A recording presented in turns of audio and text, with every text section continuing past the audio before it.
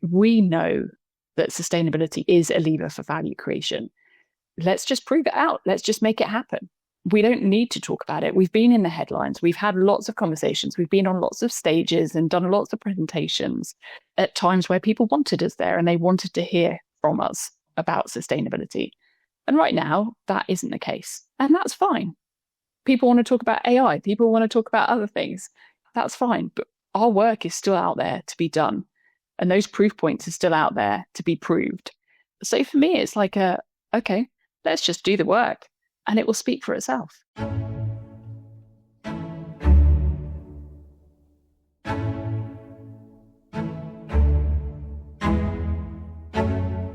Welcome to the Future in Sound podcast. I'm your host, Jenn Wilson. This is a podcast where we discuss people, planet, and profit. In each episode, we'll learn from world-leading experts who can help us see the future we want and our role in it.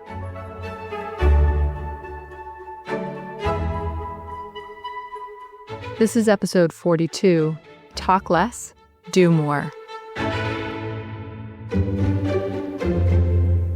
Zoe Haseman joined EQT Partners in October 2022. Zoe works closely with EQT's investment advisors to integrate sustainability across all stages of the deal cycle, ensuring how EQT does business creates a positive impact. Zoe supports portfolio companies by collaborating with them to accelerate sustainable transformation across the investment operations and focuses on unlocking value creation. Prior to this role, Zoe was a sustainability technical lead on major infrastructure projects and has over 20 years international experience as a sustainability leader, working across multiple sectors and industries. In addition to this, she's also on the board of a nonprofit named Engineers Without Borders UK. Zoe, welcome to the Future in Sound podcast. Thanks, Jen. Nice to be here. And, obviously you and I know each other pretty well, Zoe. But for the audience, I'd just love it if you could share a little bit about your background and how you got into sustainability. Okay. Well, this is very much going to date me if the 20 plus years in sustainability hasn't already. But being a child of the 80s, growing up through that era, I was fascinated by the idea of humans causing pollution and acid rain. That was the big sort of like environmental issue of the day when I was a kid growing up. And I remember reading this book about it, thinking, why would we be doing that to ourselves? This doesn't make any sense. And I think it was honestly back in that time that it just struck a chord with me so deeply that I was like, this is my life's mission. This is what I need to set out and set myself up for to be able to try and save the planet. So yeah, big ambitions as a little kid. But yeah, it did seriously strike a chord, and where my passion always led. And I did an environmental science degree off the back of that. And yeah, it's actually nearly 25 years working in sustainability. And it's so rare, it's actually quite rare, especially in private market sustainability teams, to have that, starting in environmental science and continuing in the environmental sphere, leading up until a role today. I'm really curious, how does that change your perspective when it comes to working in sustainability, given that you've been in this space for a couple of decades? I think with that experience comes wisdom, right? Just because you've seen so much, like sustainability has evolved so much over that time frame, from it being not something people weren't really talking about within businesses at the boardroom at that high level, to something where they absolutely were, and they were pulling people in, and then everything in between, really. So, you've had the days where you're one of the most popular people, and you've had the days where you're one of the people that you're like, who are you? Why are you working here? And I think with those two extremes, you have to develop like a lot of skills and tactics and strategies to be able to figure out why you are there and what you're there to do and what you're hoping to achieve and how you're going to go about doing it to get the outcomes that you need for that business. I would say my career has been sort of like, there's never been a dull day. There's never been a day that's been the same. And it's been an absolute evolution and a journey where I've just kept learning throughout the last 2 decades in terms of how I can best bring what I know to bring to be able to get those outcomes. And I think what's always helped me in, being my compass throughout that is what is it that, what's my personal purpose and mission, and how do I sort of like bring that into the business that I'm working with? And I've, moved around various sectors and various companies, but always been very much like, I want to learn and I want to have bring a positive impact to the company that I work for. And what does that look like for that company? And just being very much like, that's the anchor. And then, the tactics, the strategies, and, the stakeholder management around that varies and evolves with every job, depending on what's going on in the world. It sounds like that core purpose really helps you to stay resilient as things inevitably change. Maybe 2021, it was easy to be on the top 5 issues that the board was focusing on. It's harder right now. That will change again. Yeah. It sounds like, that clear sense of purpose helps to navigate and stay resilient over the long term. Absolutely. And I think it's also about, understanding where each business or, depending on where you're working or, the context for your job, your role at the time, it's like, where is that business at and where do they need to go as well? And really tuning into that part of it and meeting the business, meeting the stakeholders where they are as well, to take them on that next part of the journey. When I started, you mentioned my role at Jacobs. It was a newly created role back in 2018 as the global head of sustainability. And it was right at the time. And I mean, I feel like at the time I couldn't have timed it better, because it was right when Larry Fink sent his, the famous 2018 letter to his shareholders. And for the first time, really sort of like double down on the importance of sustainability.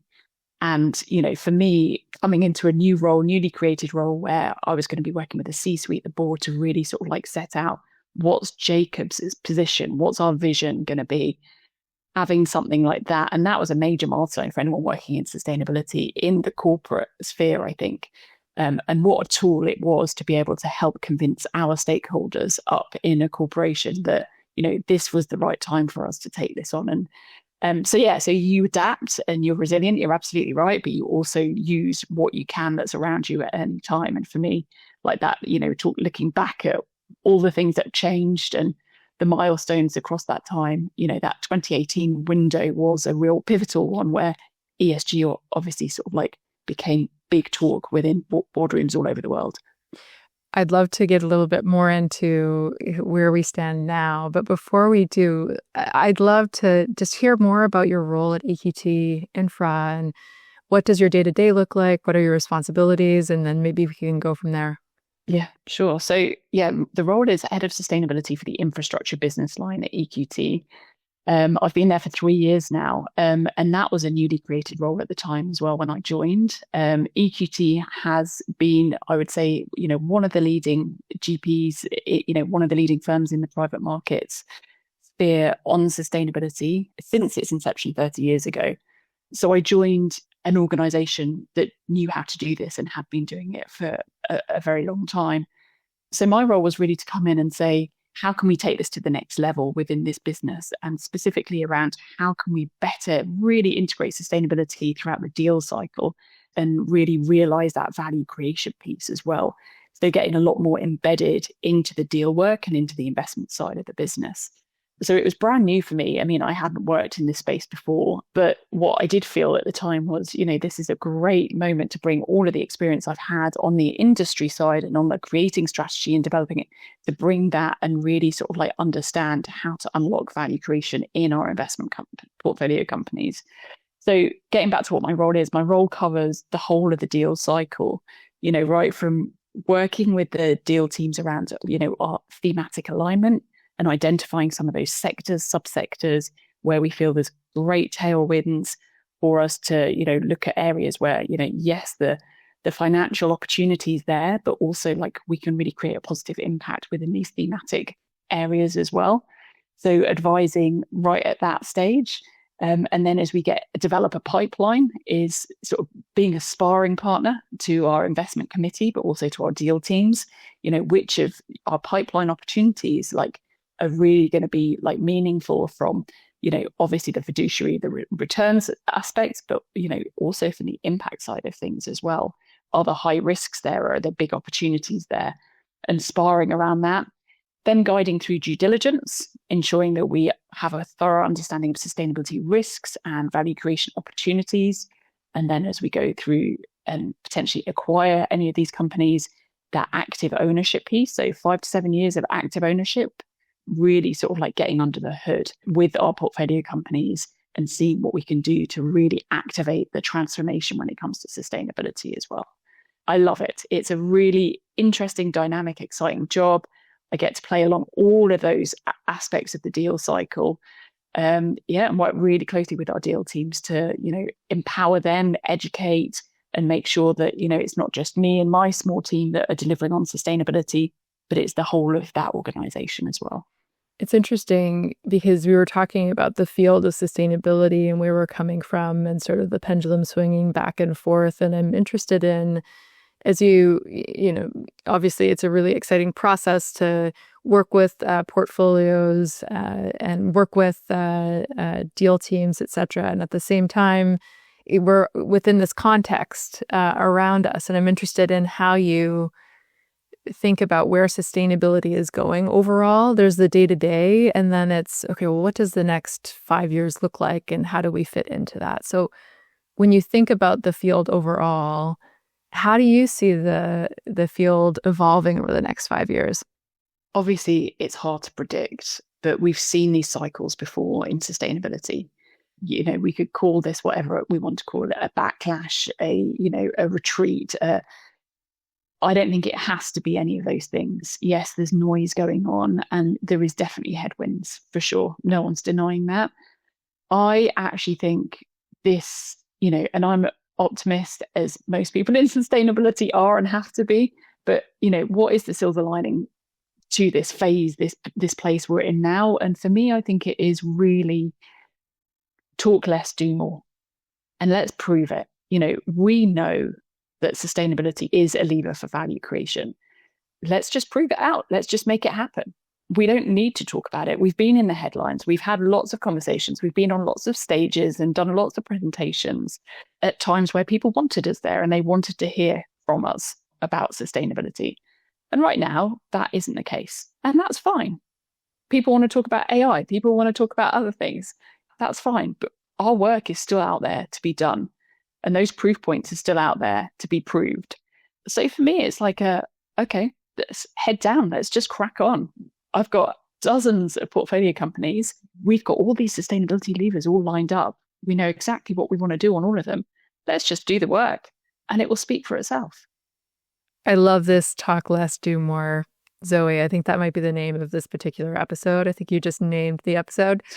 And you've got, speaking of doing and driving toward outcomes, obviously that's really inspiring. And coming back to the reality, you've got a small team, a lot of portfolio companies. How do you engage and partner with portfolio companies to drive toward these outcomes?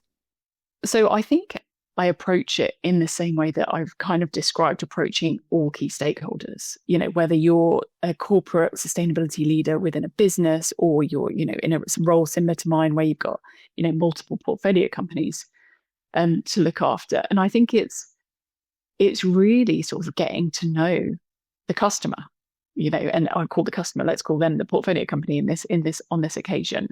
And, what is their motivation? Where are they? Understand where they are, understand their motivations, understand what's going on around them, and what's working for them and what's not working for them. So I love it when we finished our due diligence and we go on to acquire a portfolio company. For me, that time is like right, let's validate all that we read about and heard about, typically through a third party in many instances during our due diligence process. On paper, this company is. They've got this, they've got that, they don't have this, they don't have that. And when we go on to acquire a portfolio company, we do a sustainability onboarding very soon after the acquisition. And we do that with the deal team, but we also do it with the sustainability appointed lead at the organization. Sometimes in a bigger organization, mature organization, they've got a head of sustainability. Sometimes they've got a small team around them as well. In others, it's the head of HR. It's the strategy lead who's been given the honor of having sustainability to lead as well. So whoever that person is, we get to know them and we build a relationship. And I think for me, that is key to how do we get things done? We understand who we're working with, who's our counterpart, and how to make them successful. And I think to get to that, we need to, one, have a shared understanding. We need to have trust and that good relationship in place. Then we need to understand what are just like the 2 or 3 key sustainability levers that we want to achieve over the next 5 years here. And at EQT, like in infrastructure, we call it, we have a couple of 2 or 3 material areas and some targets associated with that. But we have one really cool one, sustainability transformation KPI and target.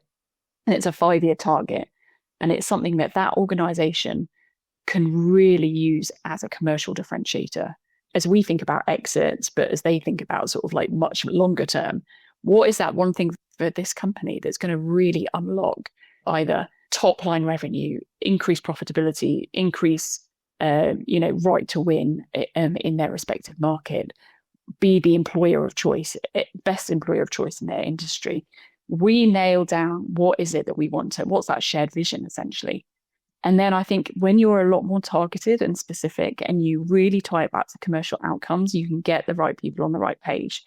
So once you have the foundations of a relationship in place, you know what you're shooting for, you know that vision, and you've got a plan of how to get there. And then I would say the other really critical pieces is who are the sort of like people, the governance, the upward side of it, and getting the buy-in there as well. So at EQT, for example, we have a sustainability board champion for all of our portfolio companies. So we appoint someone at the board level who can really guide, advise, and ask the right challenging questions. But it also bought into what that vision and what that transformational target is and what we're trying to achieve in the roadmap. So for long-winded answer, possibly. But I think there like maybe 3 or 4 other key components, like how do we set our portfolio companies up for success and get the right buy-in to make change and create those outcomes and realize that value creation from the outset that we've identified. It's really inspiring. I think that, I'm reflecting on one of the things that sustainability professionals often love to do is have the 100 KPIs or have the sort of long list. And to be fair, data is required for limited partners, and that's part of the process for sure. What strikes me about your answer is that you have in mind a couple of areas where there's an opportunity for a real material difference. And then you home in on one particular target that's commercially related. This idea of having sort of a support structure around that change, governance, and then tying to value creation, I can really see how that would align both members of the team at EQT as well as members of the senior leadership team around similar goals, and also make it a little bit more easy to take in and think about, well, what do I do when there are a lot of other change initiatives going on in my organization? If I have, 2 or 3 areas that I'm really focusing on most, I can imagine that makes it a little bit easier for teams to feel like they're making progress. Yeah, no, I think that's a great summary of it. Hey, it's Jenn. I just wanted to take a quick moment to let you know a bit about Rico and what we do. We're a tech-enabled advisory firm that helps private market investors and companies measure sustainability metrics using our software platform. We also help you to set targets and focus your efforts on sustainability areas that really matter for your business.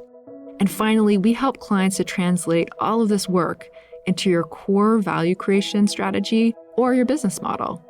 Check us out at re.co.com to get in touch. All right, now back to our conversation.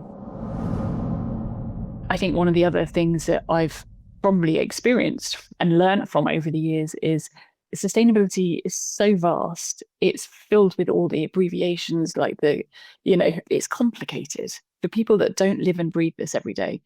So I think one of the things that has stuck with me and what I've probably done more and more of is just keep it simple. How do you keep it simple? And not because the people on the other side don't don't have the brain capacity to get it. But everyone's got their own thing in front of them. They're all focused very much on, what is my job here? What am I? And with sustainability, you're very often, no one has the luxury of just being all I have to do in my life is just deliver on these couple of sustainability objectives. It's piled with other firefighting and things going on. So we just have to keep it simple. Otherwise, it won't stick. So I think, it's maybe people reach this conclusion sooner than I did in my career. But for me, it's like you just keep it simple. And I think the other thing that I just wanted to add on top of that is, I talked about like get the vision, get the right people, get the accountability and the governance locked in to the extent where if me and my team didn't come back to this company, didn't come back to the deal team during this ownership period, would we have done enough to set them up for success after that initial engagement? And if we're like, yeah, really, we should have done. They've got a 5-year roadmap. They've got a shared vision. They've got the buy-in from the stakeholders around them. The deal team's bought into it. They're going to be there pushing and driving along the way. I mean, obviously we don't, and we keep coming back and we support because things change. But yeah, that's one of the tests that I in my head, I'm like, have we done enough? If we left them alone, could they go do it? Have the changes that have been made or the influence, is it embedded somehow in the organization? Yeah. And it sounds like it's embedded when you're meeting people where they are and you're understanding what their incentives are and engaging them so that, the initiatives are co-created in a way. It's simple enough that they understand the technical side. Because actually, once you take out the jargon, I find, I don't know if you'd agree with this, Zoe, but I find if I'm working with an ops person or I'm working with someone in sales or finance, they have great ideas. It's just they don't know all the acronyms, and that's completely fair. 100%. I mean, how many times have you, all of us, right, heard people start a conversation with, a stakeholder in another part of the business going, well, I'm not an expert at sustainability, but it's like, well, I don't think any of us are experts at sustainability, right? Right. So you don't even need to start your sentence like that. But there's this whole like almost feeling threatened that they haven't got a sustainability background, that they don't have the ideas, when actually all the best ideas come from all around you across the business. So for listeners, I've seen Zoe in action and she's very engaging, and it's impossible to work with Zoe and not feel inspired to want to make a contribution. And I'm really interested in like double clicking on how that happens. So let's do that through a scenario, perhaps. You're this is a fictitious portfolio company. They've just come into the portfolio. They don't have a track record of sustainability. They're a little skeptical. They're busy. There's a lot of change happening. How do you start building that relationship? Maybe they have this idea of, like Zoe's going to come in and just criticize what we're doing or whatever else. Like, how do you... Have you been a fly in the wall, Jenn? What steps do you take to start building that relationship? Baby steps, I would say. I mean, we've had lots of situations, lots of scenarios that have played out like this. I mean, what's fascinating is you get everything, right? So those companies where, we've had companies that, the business itself is doing some great stuff. Let's say the mission of the business, I'm going to make this up, it's a renewables company. And they're like, oh yeah, sustainability, we're doing it. We're a renewables company. We have a pivotal role to play in the energy transition. We're accelerating decarbonization. All of this, our work on sustainability, surely we don't need to do anything else other than grow the company.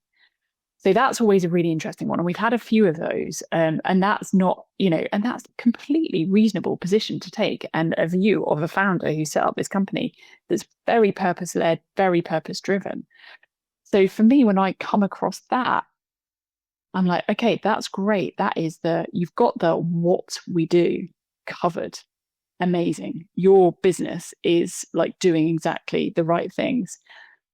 So in that scenario, it's about working with the CEO, the founder, and saying, there's also another element of sustainability, which is super important. And if we want to have a successful exit in 5 years' time, it's a really important area that we cover. because this is what the next buyer is going to be checking and diligencing against. And that's how we deliver what we do. So it's not only what you do, which if you're mission-oriented, purpose-led, you're doing something wonderful for the world, is sustainable, is great. Big, big tick. But it's how you're delivering that. And with that, I'm talking about, where are you buying your component parts for your solar panels? What does that supply chain look like? What are the human rights risks of where you're buying? What's the embodied energy and carbon associated with where you're buying those component parts from? How are you disclosing all of that to your stakeholders currently today? Because as you grow and become a more significant business and more significant player in the industry, your customer base is going to want to know that. And your future employees are going to want to know all of this. Your next buyer is certainly going to want to know all of this. And by the way, how are you also making sure that when you apply for a new solar project, you know that you're going to be able to get the permits in a very sort of streamlined, efficient way without any backlash from your local communities? That is going to be part of your license to operate going forward. So anyway, I'll stop I'm really role playing here. I'm really getting into this one. But I think my point is, that's a scenario where you just have to break it down, explain the risks and the mitigants in a language that's going to resonate with the person you're talking to. In this case, in this case with a founder, with a CEO, exit. We're all going to be focused on that exit. How do we get to the exit that we want, and break it down into its components, parts to lead up to that? So anyway, hopefully that fills you in a little bit in some of the sort of like how I would approach that kind of situation. I'm feeling motivated. I feel like I'm the founder, and I want to get to that exit. How do I do it, Zoe? This is I totally hear that. I'm really making this seem like it's very straightforward, and of course it's not at all. And these are multiple conversations that don't always go right and take a lot of different attempts and different tactics all the time. So I think it's about resilience, but also just what's the word? Never giving up. Like, I am just like, you just have to keep going and get used to having doors shut in your face and then opening them up again and going, hi, it's me again. Let's talk again. Another thing that I've observed, Zoe, is that the approach that you take, the work that we've done together is very collaborative, celebrating successes, and also having a high standard. There's an element of, it doesn't feel like you're giving a report card. It feels like in the work that we've done together that, you're thinking about, how do we inspire this team to do more in line with what I'm trying to do? Mm-hmm. That's been our experience. Now, obviously, we're not a portfolio company, but is there anything that you'd like to share just on the combination of sort of positive reinforcement and also then trying to push colleagues in a direction that takes them to the next level? Yeah. So, I mean, it is very much how I go about it. I think, whether we call it celebrating successes or building, kind of acknowledging, again, it gets back to acknowledging and meeting the stakeholder where they are. And, you can give a report card, but that seems a little bit unfair because somebody started at this 20 years ago versus the person that you're going to be working with who's just starting out a year ago. Yeah, I mean, I'm just a believer. Positive reinforcement is more motivating. And, particularly where good stakeholder relationships and trust are the building blocks of mutual success. It might be a personality choice, but that is just like how I lead and where, and I think it seems to certainly get the results that we need, and it's a lot more fun and rewarding going at it in a very positive way than the reverse, going, well, here's what you haven't done, rather than here's what you've done and this is great and these are all the foundational elements, and you know what, how we're going to build on this next, this is what's going to come next. We are coming to the end of our conversation. I have a couple more questions that I've got to ask Zoe. So we spoke at the beginning of our conversation around this sustainability space can get complicated. Lots of acronyms, lots of change, new legislation. How do you keep up to date? I read a lot. Well, as much as I can in between life and work and everything else. News generally, like the FT, The Economist, any paper I can get my hands on, particularly when I'm traveling and I have a bit more time to sort of absorb. So really understanding what's going on in the world for that broader context, the global macro, absolutely critical for sustainability to know what else is happening out there, and what we're up against and what's a headwind, what's a tailwind, and all the rest of it. But then also, all of our industry, very helpful daily and weekly round summary news, emails as well, anything from Bloomberg Green to, infrastructure investor, a lot of the private markets, newsletters as well. Also the sort of vertical topical news. So, we do a lot of investing around the energy transition. So anything that is sort of like deep reports from the International Energy Agency and everything in between. So I'd say I like to get broad perspectives. I think it's really important to get different perspectives. I want to know what, the major oil and gas companies are talking about. I want to read their newsletters as well, and keep it balanced so I know what's going on in the world. So a bit of everything. And I've got a to read folder on my desktop, which is hilarious because I can never actually get on top of it because there's so much in there. Just in the last 2 days, we've got the new BCG Perspectives, the new EDCI report, Sustainability in Private Markets 2025, which that will be my read if I can get through it today. Great. If not, it'll be the weekend. And then a really interesting report, the Energy Transition Outlook report by DNV, which looks super interesting. And that's going to be my weekend read as well. So a bit of everything, not very helpful. But I think the point is lots of different perspectives. I think that's a great point. And so you have a bit of time, you carve out time on the weekend, or you carve out time, and I guess in the mornings or so, you constantly read. My train journeys, like where I do the reading as well. Yeah. The commute. That's inspiring. Now, the final question I have is my favorite question. If you had to choose one book that's most shaped the way you think, what book would that be and why? Okay. Well, this one, thank you for giving me a heads up that this question was coming, because it did require a little bit of thinking. And I love a business book, got a whole bookshelf of them. And I read a lot, and you take a little bit away from each one, I think. But one that's really stuck with me, and it feels a bit cliched even saying it, is the Simon Sinek Start With Why. And I read that many, many years ago, and I've listened to podcasts about it. It's such a simple way of thinking, but it's so important. And I think in our roles as sustainability, we've talked a lot about stakeholder management. And with that, it's all about communication. So for me, that's a fundamental lesson that I took from that, and an approach that I just apply consciously and subconsciously now, all the time. But that's not the one that I wanted to say, because I feel like everyone's read that one and everyone would say the same thing.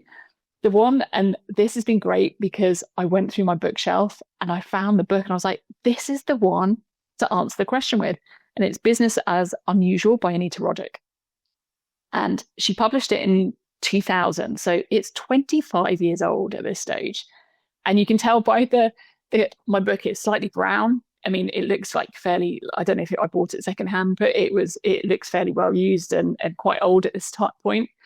And I haven't read it in absolutely years, but one of the other reasons I talked about acid rain, what got me started on this journey, what sort of like took the whole the wanting to save the planet to, I want to do business and I want to use business to be the vehicle to make change, was I really think it was Anita Roddick, or she certainly had such a massive influence in me sort of thinking, business is a vehicle to make change. And actually you can make a lot of change if you do it right. And that book says it all. And it's 25 years old, but it's all about business for good. And here you are. Yeah. 25 years later, and that's what you dedicated your career to. And I love it to this day. And I still feel there's so much more to do. And thank you, because I'm now rereading this book that actually was so pivotal to me when I read it. I mean, nearly 20 years ago. I read it a long time ago. Maybe it was between 15 and 20 years ago. I don't know. And I'm reading it again now. So thank you. Zoe, thank you. Thanks so much for joining us on the Future in Sound podcast. Thanks for having me.